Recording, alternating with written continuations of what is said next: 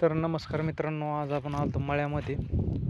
आता मळ्यामध्ये आपली मोसंबी ही जून महिन्यामध्ये आपण त्याला तानावर सोडलेली, मे महिन्यामध्ये सोडलेली होती. आता हे जून महिना चालू झालेला आहे आणि काही पाऊस पडलेला नाही. आज आहे 3 तारीख.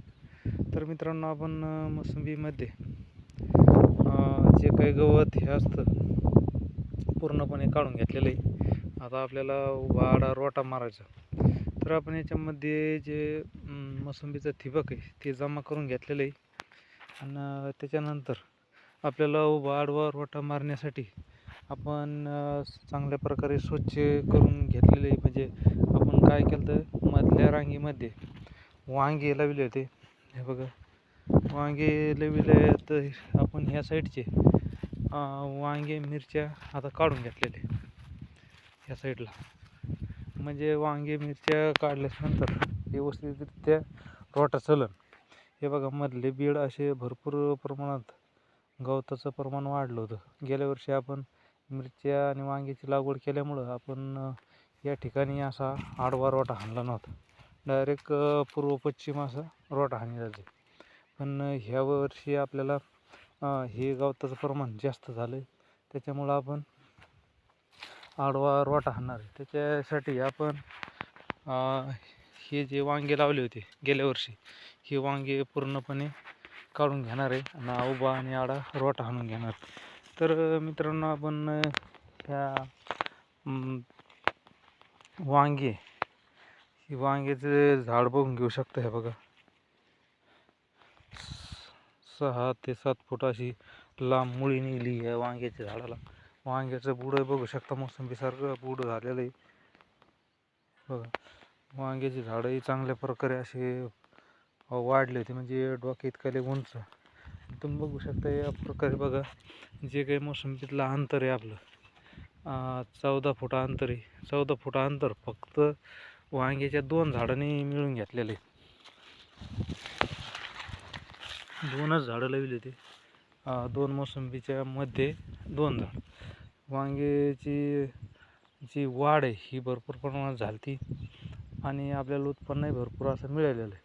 तर मित्रांनो, आपण आता वांगे हे काढून घेणार आहे आणि जे काही पावसाळी भाजीपाला आहे याची लागवड करणार आहे. मित्रांनो, या प्रकारे आपल्या शेतीमध्ये मोसंबीमध्ये आपण हे वांगे आणि मिरचीचे पीक घेतलं होतं. पण आता आपण मशागत करण्यासाठी हे काढून घेत आहोत. मित्रांनो, हा व्हिडिओ आवडला असेल लाईक करा, शेअर करा, कमेंट करा. मोसंबीमध्ये असेच वेगवेगळे स्वरूपाचे भाजीपाला पीक आपण ह्यामधल्या पट्ट्यामध्ये घेऊ शकता. आणि विशेष म्हणजे मी जो हे लंब पट्टा आहे याच्यामध्ये सोयाबीन असे जे पारंपरिक पिकं असते आपले ते पिकाचं उत्पन्न घेत असतो. आणि जे काही मध्ये 2 झाडाच्या मध्ये याच्यामध्ये भाजीपालावर्गीय पीक घेत असतो, जेणेकरून आपली जी काही मधली जागा आहे ही जागा रिकामी राहणार नाही आणि निश्चितच त्या ठिकाणी आपल्याला उत्पन्न मिळेल.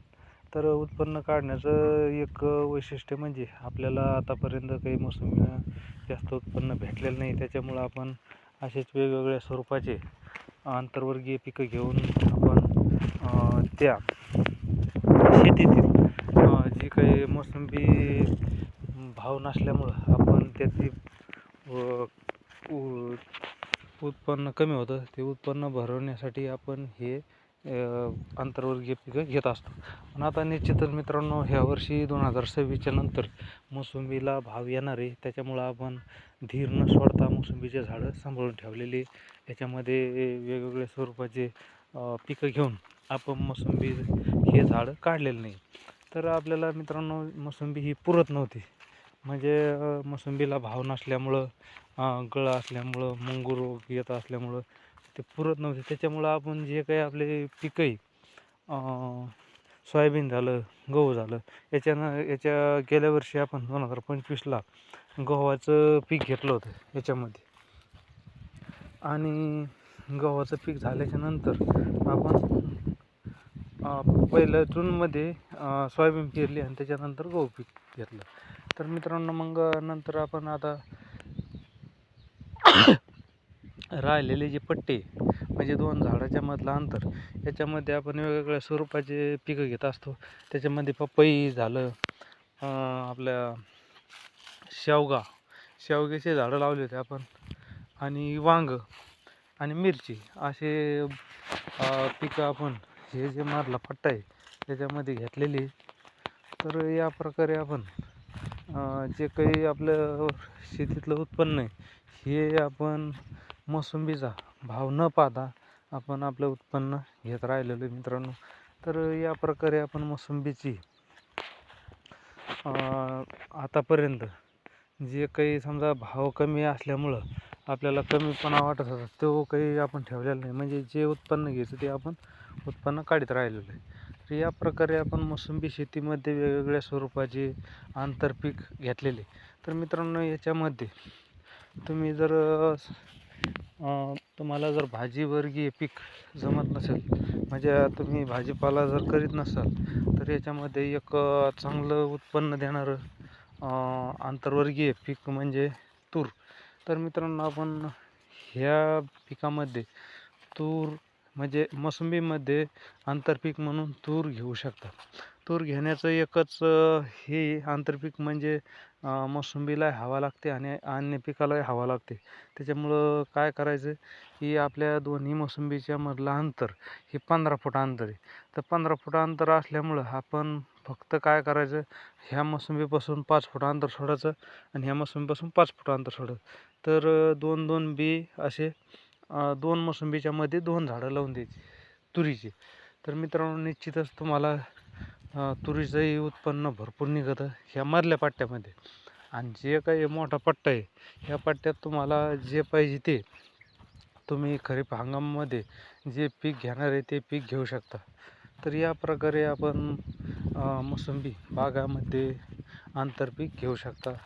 तर मित्रांनो, हा व्हिडिओ आवडला असेल लाईक करा, शेअर करा, कमेंट करा. असेच आपले मोसंबीचे दैनंदिन जीवनातले बरेचसे व्हिडिओ आपल्या चॅनलवर असतात. तुम्हाला व्हिडिओ आवडला असेल लाईक करा.